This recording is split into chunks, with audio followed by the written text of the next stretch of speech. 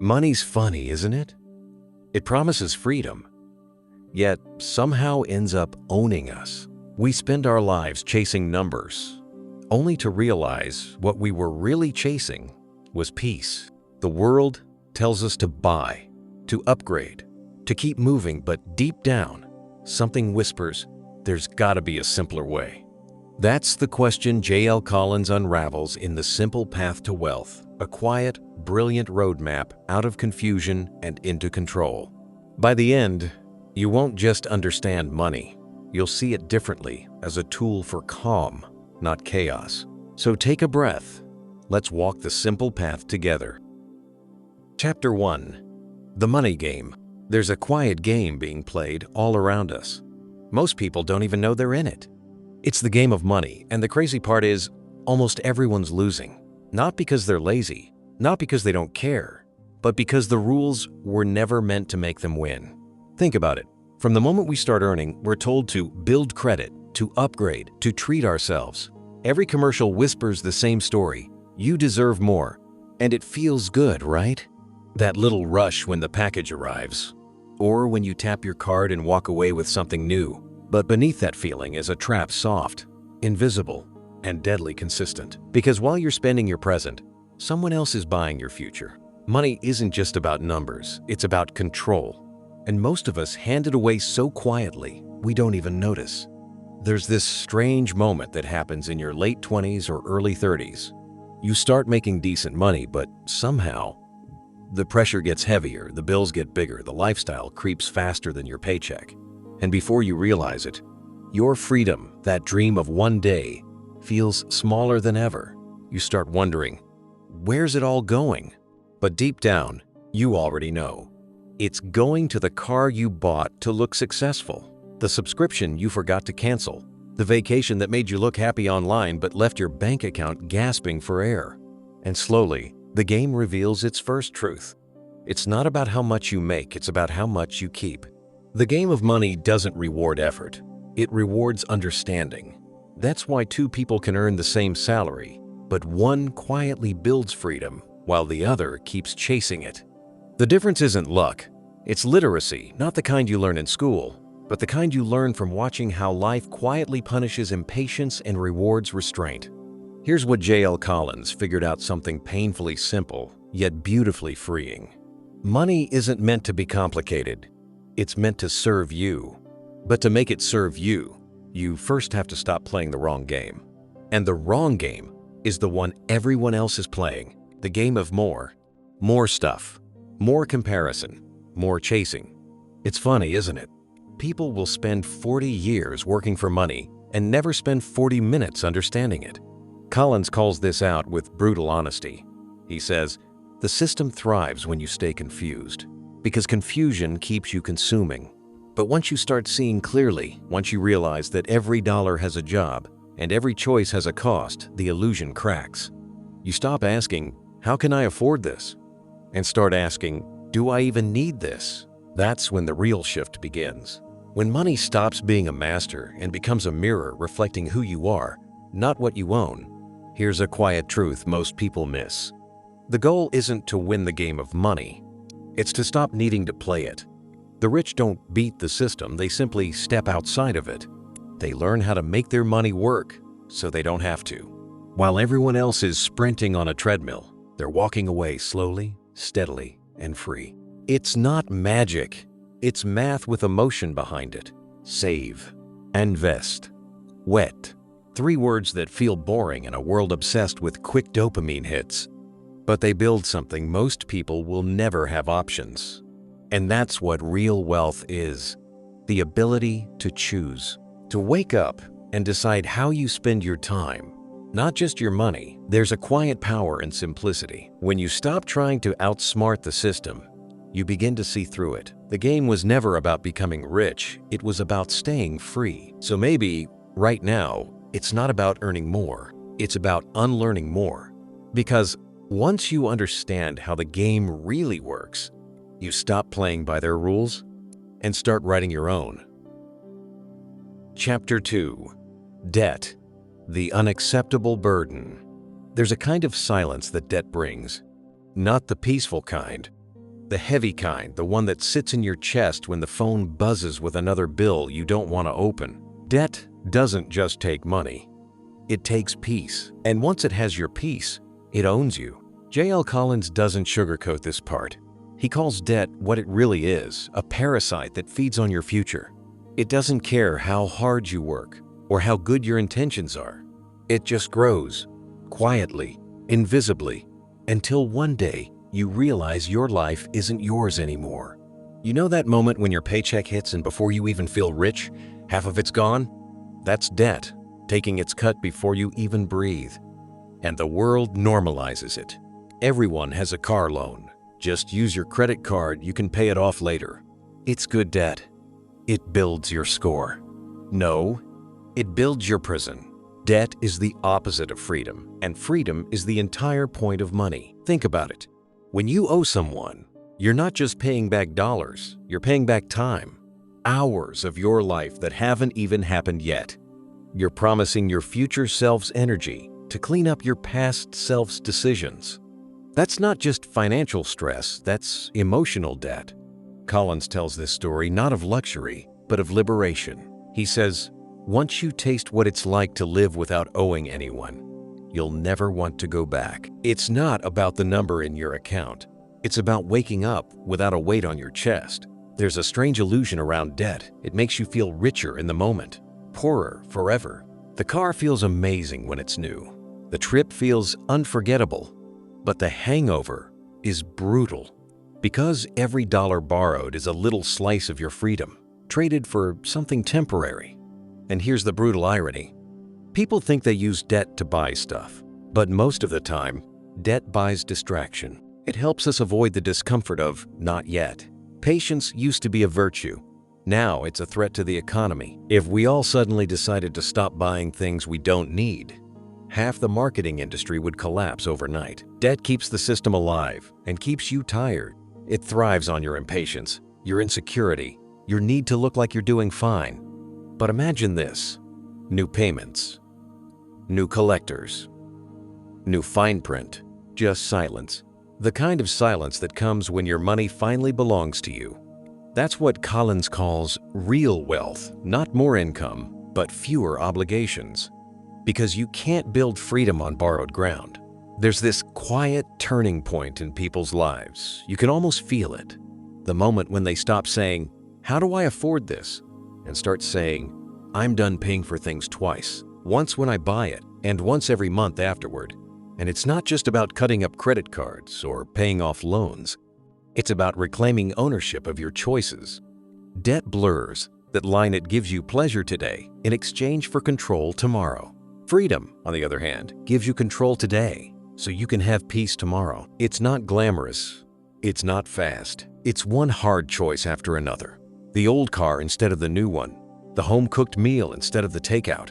The quiet weekend instead of another treat-yourself spree. But every time you choose restraint over impulse, something powerful happens. You start believing again that you're in control.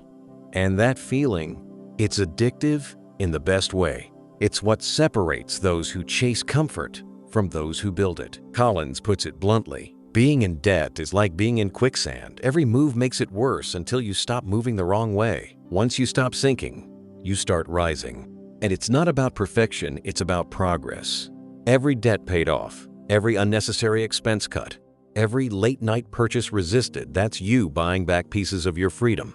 Because at the end of the day, money is time. And debt is time you no longer own. So maybe the question isn't, can I afford it? Maybe it's, is it worth my freedom? Because the moment you stop owing, you start living. Chapter 3.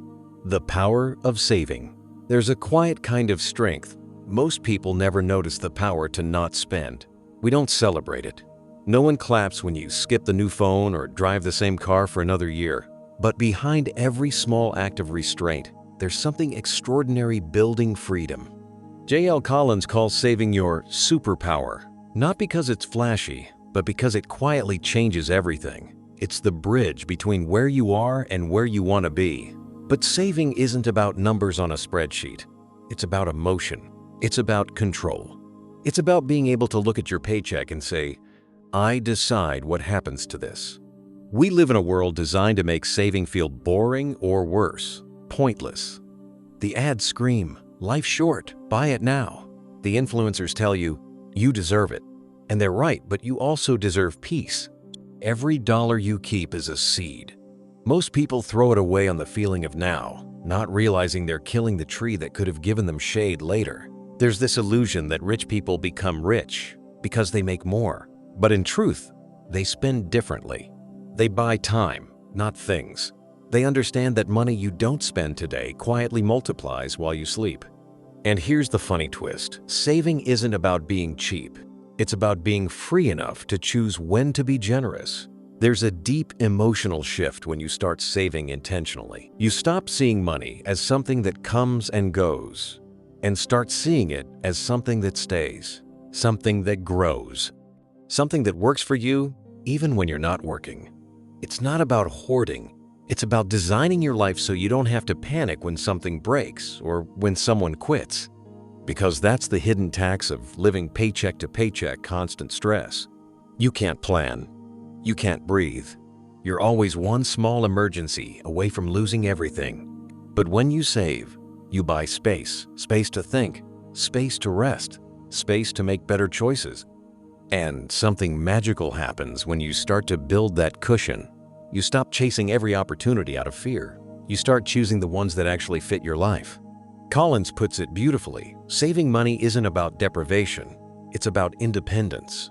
Every dollar saved is a vote for your future self. And that future self, the one sleeping peacefully, the one taking risks without fear, the one walking away from toxic jobs or relationships, that person is built from today's small, quiet decisions. It's easy to laugh at the idea of saving when you're surrounded by people who live loud and spend louder. But silence has its own kind of power. You know that feeling when you check your account and, for once, you're not worried? That's what peace feels like in numbers. And yes, it takes patience. It takes sacrifice. But every time you choose to save, you're building muscle, the muscle of self-control, the discipline of future vision. People think wealth is built by making money work harder. But first, you have to make yourself work smarter. And that starts with one simple truth. You can't invest what you don't save. It's strange how saving something so unglamorous becomes the foundation of every financial success story. Not because it's exciting, but because it's real. It's like oxygen. You don't notice it until it's gone. Most people live their lives chasing security, when the truth is, they could have built it by simply spending a little less than they earn consistently, quietly, stubbornly. Collins doesn't romanticize it. He says saving is boring until it isn't. Until that moment you realize you can walk away from a boss you hate, take a month off to think, or say no to something that doesn't feel right because you can afford to. That's not just money, that's power. Because money isn't meant to make you look rich. It's meant to make you feel safe. So maybe the next time you skip that impulse buy, don't think of it as missing out. Think of it as buying peace, $1 at a time. Because the real flex isn't spending, it's not needing to. Chapter 4.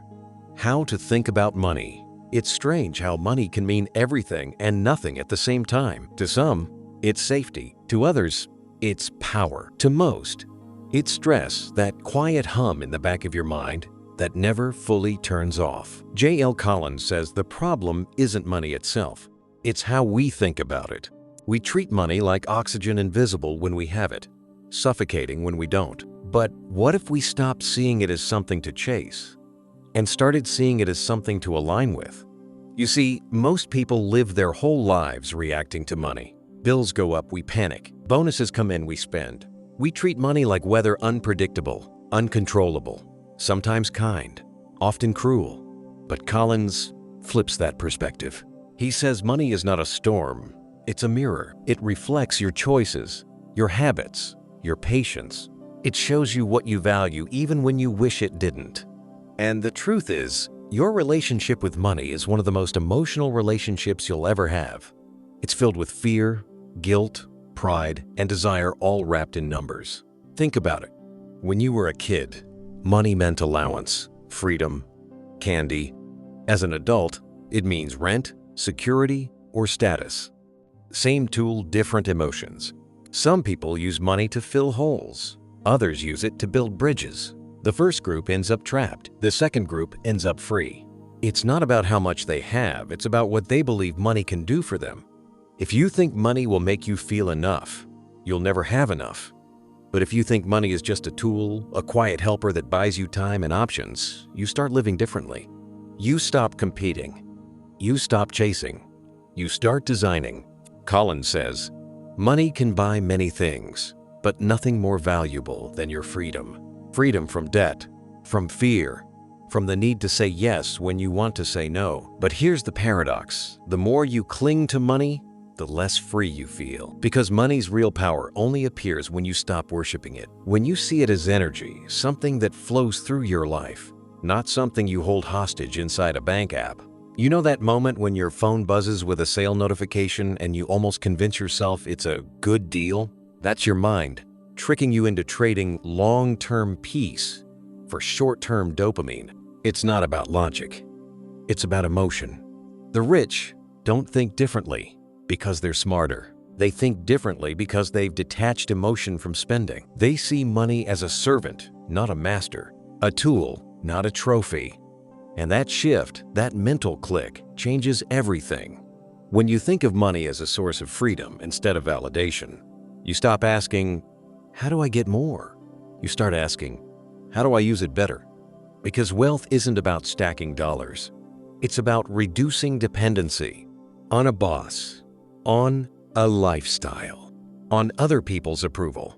There's this quiet moment everyone reaches. Eventually, usually after a few years of chasing more, you wake up one morning and realize money was never the goal. It was the language. The real goal was peace. Peace of mind, peace in your schedule, peace in knowing that your life isn't built on borrowed time. That's what J.L. Collins is trying to teach. That money, when understood deeply, isn't about luxury, it's about clarity. You can tell a lot about a person by how they spend when they finally don't have to worry. Some by noise, some by silence. And that's the ultimate test. Can you use your money to create a life that feels quietly right, not just visibly impressive? Because at the end of the day, wealth isn't a number. It's the absence of fear. The day you stop obsessing over money is usually the day you start handling it wisely. That's how the mindset shift happens, not in your wallet, but in your head. When you realize money was never meant to be your purpose, it was meant to protect it. Chapter 5.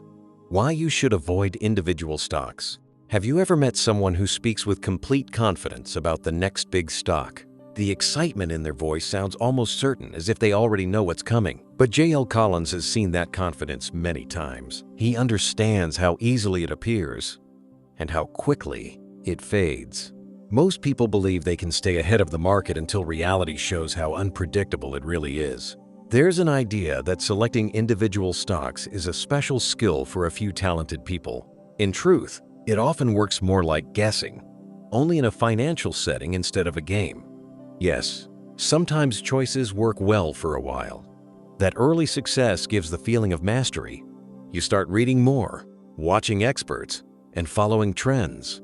But behind that excitement is a massive system, millions of investors, endless data, and many unknowns. Even professionals face challenges. Most fund managers, despite their research and technology, rarely outperform a simple index fund. So it's fair to ask, if experts can't do it consistently, why should we expect to? Collins explains that focusing on individual stocks can become a distraction that feels like a plan. He calls it a difficult game, not because success is impossible, but because it keeps people chasing short-term results. There's a quiet message that often appears in investing. This time will be different. You'll make the right move, sell at the right moment, and find the perfect company. But the market doesn't respond to confidence, it responds to patience. It rewards long-term consistency over short-term activity.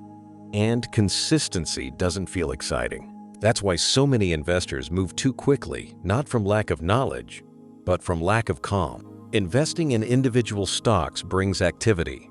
Index investing brings balance. One creates motion, The other builds direction. Here's the interesting part. The less you trade, the more likely your results improve over time. Because every trade invites a new decision, and every decision carries emotional noise. You're not competing with the market, you're simply managing your own reactions to it. Collins puts it clearly. The market grows over the years, but many investors don't stay invested long enough to experience it. They switch plans, compare results, and check their progress too often. Each of those actions quietly reduces potential growth. There's a kind of strength in letting the process work on its own. When you stop trying to outperform everything, you start moving with it. It's like sailing. You don't control the wind. You simply adjust your direction. When you work with it instead of against it, things begin to move naturally. And once you stop chasing single stocks, something changes. You stop reacting to daily news. You stop overthinking every move. You start planning for years, not days. That's where stability begins. The investors who look calm and quiet, the ones using index funds, staying focused, and avoiding quick moves, they often reach their goals more reliably. Not fast, not flashy, but steady. Because real progress doesn't come from constant prediction, it comes from consistent direction. And in the long run, calm action always outperforms constant motion. Chapter 6. Index Funds: The Simple Path. At some point, everyone gets tired of chasing. The stock tips, the hot takes, the financial noise, it all starts to blur. You realize you don't want to play the game anymore. You just want to win quietly. That's where J.L. Collins drops the truth bomb that changes everything. You don't need to outsmart the market. You just need to own it. That's what index funds do. They're like saying, I don't need to pick the winning horses, I'll just bet on the entire race. And that's the beauty of it. You stop gambling and start growing. You stop predicting and start participating. An index fund isn't trying to be clever. It's just buying a piece of everything, the entire market, and letting time do its work. While everyone else is panicking, trading, and tweeting about strategy, the index investor is off somewhere living their life. Because the market, despite its wild swings and drama, has one consistent direction up. Not every day, not every year, but across decades, always up. And Collins' philosophy is as clean as it gets. Buy the whole market, keep your costs low, never sell out of fear, then walk away and live your life. It almost sounds too simple, and that's why most people ignore it. They want complexity because complexity feels smart. But complexity is expensive, and simplicity is undefeated. Think about this. Every fancy fund, every flashy portfolio manager, every Wall Street genius, they're all trying to do what the index fund already does effortlessly: capture the market's return. But here's the thing, they charge you for trying. Management fees, trading costs, emotional decisions, all of it eats into your freedom. With index funds, there's none of that noise. You own everything, which means you automatically own the winners. You don't need to guess who they'll be. The next, Apple, Amazon, or Tesla. You already have a piece of it. The ones that fail, they quietly disappear inside the giant basket of success. That's the brilliance of it. It's capitalism on autopilot. And the best part? You can sleep at night. Collins says the ultimate goal isn't just to grow money, it's to remove anxiety from your financial life. Index funds are his version of financial peace, a way to participate in capitalism without constantly feeling like you're drowning in it. It's the opposite of excitement, and that's the point. Excitement is expensive. Peace is profitable. There's something quietly rebellious about this idea. In a world obsessed with getting rich fast, choosing the slow, boring, guaranteed path feels radical. But imagine this. Every paycheck, a small slice goes into a low-cost index fund. You don't check it every week. You don't panic when the market dips. You just let it grow. 5 years later, it's bigger. 10 years later, it's powerful. 20 years later, it's freedom. And all you did was nothing. That's the paradox of wealth. The less you try to control it, the more it compounds. Collins compares it to planting a tree. You don't dig it up every week to see if it's growing. You water it, protect it, and give it time. That's investing. That's peace. And yes, it's boring. But boring is beautiful when it makes you rich. The problem is, boredom doesn't trend. Nobody brags about their index fund at dinner. Nobody posts about steady 7% annual returns on Instagram. But while the world chases adrenaline, you'll be chasing freedom. And one day, when your friends are still chasing the next big thing, you'll quietly realize you already have it. Because the goal was never to beat the market. It was to stop needing to. The simple path isn't about getting rich overnight. It's about getting free forever. And the moment you choose simplicity over speculation, you stop gambling with your future and start guaranteeing it. Chapter 7. Getting started: the magic of compound interest. There's a moment everyone remembers that first time you see a compound interest chart. You look at it and think, wait, that can't be right. How does something so small grow into something so massive just with time? It feels like a trick, but it's not. It's the quietest form of magic that actually exists. J.L. Collins calls compound interest the eighth wonder of the world, not because it's complicated, but because it works whether you believe in it or not. It rewards patience, and patience in a world built on instant gratification is practically rebellion. Here's the truth. Everyone underestimates time. We think in days, not decades. We want quick results, visible progress, constant feedback.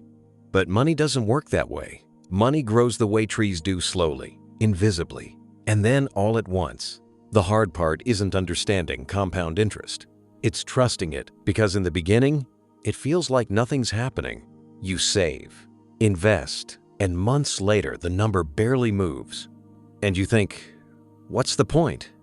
But that's the trap. That's where most people quit right before the magic begins. Compound interest is like gravity: gentle, consistent, and unstoppable once it gains mass. The longer you let it work, the harder it is to stop. It's not about how much you start with. It's about how long you let it live. Collins tells it simply: start as soon as you can, invest as much as you can. Never interrupt it unnecessarily, because the earlier you start, the less you have to do later. It's the ultimate form of leverage, not in risk, but in time. Imagine this. You invest $500 a month at a modest return, say 7%. In 1 year, it's not much. In 5, it's noticeable. In 10, it's growing faster than you are. And by the time you've forgotten about it, it's quietly built a small empire. The difference between starting now and starting 5 years later, it's not 5 years, it's decades of lost growth. Because compounding doesn't grow in a straight line. It curves upward, a slow rise that suddenly explodes into acceleration. It's like a snowball rolling downhill, collecting more with every turn. And that's the secret most people never see. Wealth doesn't come from sudden windfalls. It comes from small, consistent actions done long enough to look like miracles. But here's the emotional part. Compound interest isn't just about money, it's about mindset. It teaches you patience. It rewards consistency. It reminds you that what feels small today can become enormous tomorrow. You start applying that same patience to everything: your habits, your health, your goals. Because you finally understand that progress isn't supposed to be exciting. It's supposed to be inevitable. The market will rise and fall. The headlines will scream panic and euphoria in equal measure. But compounding doesn't care. It keeps working quietly, relentlessly, as long as you don't interrupt it. And that's what separates investors from gamblers. Gamblers want drama. Investors want time. Every time you stay invested during a downturn, every time you resist the urge to time the market, every time you let that quiet machine keep turning, you're choosing peace over panic. And that's where the magic lives. Not in timing the perfect buy or sell, but in not touching it at all. Collins calls it the money snowball. You start with something tiny, a few dollars, a little patience. You push it forward, slowly, steadily. It grows. Then it grows faster. Then one day, it's rolling on its own, and you're just watching it glide down the hill. That's the day you realize wealth isn't earned, it's grown. The hardest part is starting. The second hardest part is waiting. But if you can do both, you'll witness something extraordinary: how small, invisible choices can build a life that feels unstoppable. Because compound interest doesn't just grow your money, it grows your freedom. And freedom, once compounded, never stops expanding. Chapter 8. Investing in a World Gone Mad. There are days when the market feels like a soap opera with a $1 trillion budget. One headline says, "Stocks crash." The next says, "All-time highs." Experts shout predictions that sound more like prophecies. And somewhere in the middle, you're just trying to figure out what to do with your 401k. J.L. Collins has seen this madness for decades, and he'll tell you a secret. The world has always looked crazy. It just feels louder now. Wars, recessions, political chaos, inflation scares, tech bubbles. None of it is new. The faces change. The panic doesn't. But through all that noise, one quiet truth remains. Those who stayed calm always won. The market rewards calm minds and punishes emotional ones. And yet, the hardest thing to do in a world gone mad is to stay sane. Collins says it best. If you can't watch your portfolio drop by 50% without panic, you shouldn't be in stocks. Because drops happen, crashes happen, fear happens. And none of it is a sign that the system is broken. It's just the market reminding you that growth never comes in straight lines. But here's the twist. Most people miss the chaos is the reason investing works. Those wild swings, that uncertainty, that's what gives you the higher returns in the first place. If it were always calm and predictable, everyone would invest, and no one would earn extraordinary rewards. So when things look scary, Collins doesn't run, he grins. Because every crash is just a sale with bad marketing. It's like this. When the world loses its mind, everything goes on discount. Great companies, strong funds, decades of future value, all suddenly cheaper because of collective panic. And yet, people do the opposite. They buy when prices are high because everyone else is happy, and they sell when prices drop because everyone else is scared. That's not investing. That's emotional karaoke. Real investors don't play that song. They sit still. They keep buying. They trust the math over the mood. And that's hard, right? Because panic feels like action. Doing nothing feels like ignorance. But sometimes, doing nothing is the smartest move you can make. You don't need to predict the future. You just need to stop overreacting to the present. There's a reason J.L. Collins calls the stock market the most powerful wealth-building machine ever created. Because despite every crisis, every crash, every apocalypse headline, it always recovers. Always. You can pull up any 20-year chart, and no matter where you start, it ends higher. Wars, pandemics, elections, crashes, they're all bumps on an upward road. It's human nature to want certainty, but money doesn't grow in certainty. It grows in chaos, because chaos creates opportunity. So when the news says everything is collapsing, what you're really hearing is everything is on sale. And when everyone's euphoric, when everyone's buying, when prices make no sense, that's when the sale is over. The trick isn't timing it. The trick is surviving it. Because the biggest enemy in investing isn't inflation or interest rates, it's your own emotions. There's something deeply spiritual about learning to sit still while the world screams. You realize that peace isn't the result of control. It's the result of trust. Trust in the long game. Trust in the process. Trust in your plan. Collins isn't asking you to be fearless. He's asking you to be rational when everyone else isn't. To see the madness for what it is, temporary noise, and keep walking your path anyway. Because the market has one rule. It rewards those who stay. Every crash ends. Every recovery begins quietly. And the only people who miss it are the ones who left too soon. So when the next wave of fear comes, and it will, don't flinch, smile. Because you're not just investing in money. You're investing in time, in patience, in peace of mind, and those who can stay calm when the world goes mad.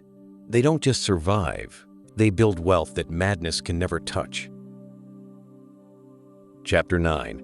The 4% Rule and How to Spend Your Money. There's a quiet kind of joy that comes when you realize you've made it. Not rich, not famous, but free. That moment when your money finally works harder than you do, that's when everything changes. That's what J.L. Collins calls the point of the game. See, most people spend their entire lives asking one question: how much do I need to retire? But the better question, the one that actually matters, is how much is enough to live free forever? That's where the 4% rule comes in a simple, almost magical formula that turns money into time. It works like this. Once you've built a portfolio large enough, you can safely withdraw 4% of it each year forever without running out. Your investments keep growing, your money keeps replenishing, and you finally get to live life on your terms. It's not a dream, it's math. But the beauty isn't just in the number, it's in what it represents: peace, options, the power to say no and mean it. The 4% rule is more than a financial formula. It's the key to a new kind of life. Imagine this. You've got $1 million invested in index funds. You withdraw $40,000 a year. Your money keeps growing faster than you spend it. You're not hustling for survival anymore, you're managing your freedom. You wake up, and instead of asking, "What do I have to do today?" you ask, "What do I want to do?" That question, that single question, is what most people chase for decades without ever catching. But here's the twist most people miss. The 4% rule isn't about money. It's about mindset. Because even if you have enough, you'll never feel free if you don't know how to stop chasing. We're wired to want more. More security, more cushion, more just in case. But at some point, more stops helping and starts hiding. Hiding your fear, your uncertainty, your disbelief that peace could ever be this simple. Collins says the hardest part isn't saving enough. It's believing enough. To trust that you've done it. To trust that you can live off your money without the guilt, without the panic, without the reflex to check your balance every morning. Because real wealth isn't just about building money, it's about learning how to spend it with peace. And that's another truth no one teaches. Spending is easy when you're broke. Every dollar goes somewhere necessary. But when you're free, spending becomes emotional. You start wondering, am I wasting it? Should I hold on tighter? But money isn't meant to be held forever. It's meant to flow through you toward things that give your life meaning. That's what the 4% rule represents. A rhythm between growth and gratitude. You're not hoarding your money. You're using it sustainably, consciously, peacefully. And that rhythm changes the way you see the world. You stop envying. You stop comparing. You start living slower, not because you're tired, but because you finally can. There's a story Collins loves to tell. Two guys at a billionaire's party. One says, "This guy made more money last week than you'll make in your life." The other smiles and says, "Maybe, but I have something he'll never have." "What's that?" the first man asks. "Enough." That word enough is the quiet finish line nobody talks about. It doesn't mean settling. It means choosing peace over pressure. It means knowing when to stop climbing and start enjoying the view. And that's the paradox. You spend years building wealth so you can stop thinking about it. Because the end game isn't luxury. It's lightness. The kind that comes when money no longer controls your choices. It supports them. The 4% rule isn't about withdrawal rates or spreadsheets. It's about that moment when you finally exhale and say, "I'm good. I don't need to chase anymore." Because freedom isn't a number. It's the day you stop counting. Chapter 10. The Finish Line: Financial Independence. It doesn't hit you like a celebration. It arrives quietly. A Tuesday morning maybe. Sunlight on the wall. Coffee in hand. And the strange, peaceful thought slips in. I don't have to do anything today. If I don't want to. That's financial independence. Not confetti, not Ferraris, just peace. J.L. Collins calls it the finish line. But it doesn't feel like an ending. It feels like finally stepping off a treadmill that's been running since you were 18. For the first time, you're not trading hours for dollars. You're not thinking about bills before bed. You're not trying to catch up. You've caught up. But here's the twist. Financial independence isn't about never working again. It's about never needing to. You can still work. You can still create, teach, build, travel. But now, it's a choice, not a transaction. That difference changes everything. Work feels lighter when it's not survival. Time feels slower when it's truly yours. Collins says it's like finally switching from playing defense to playing offense.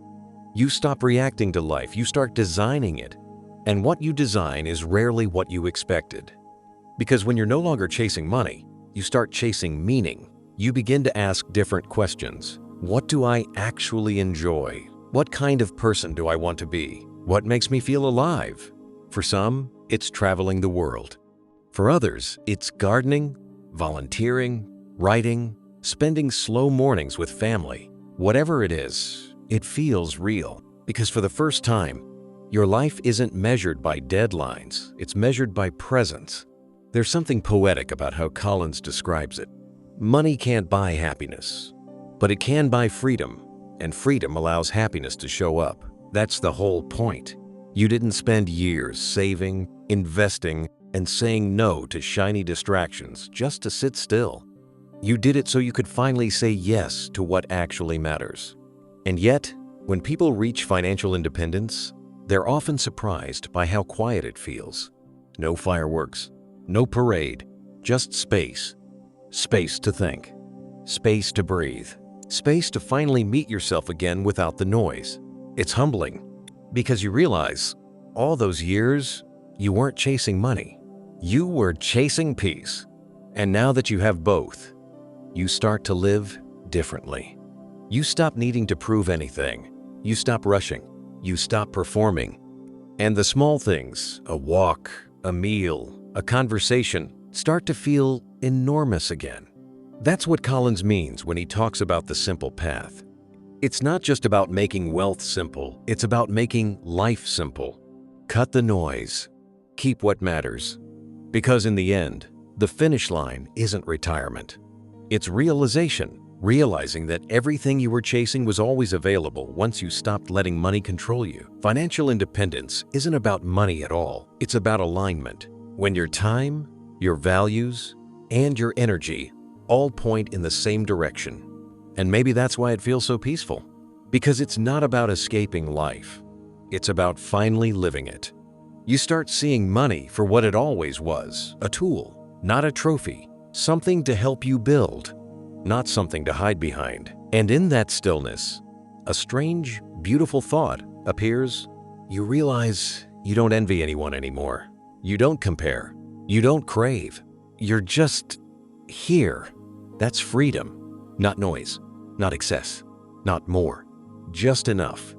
And that's where J.L. Collins leaves you, not at the top of some mountain, but on solid ground, standing quietly in your own life, finally at peace with it. Because the finish line was never the money. It was the moment you learned how to stop running. So what about you? What would freedom look like in your life if money stopped being the reason and started being the tool? Tell me below, maybe your answer helps someone else see their path a little clearer. And if this audiobook made something in you breathe a little easier, hit that like.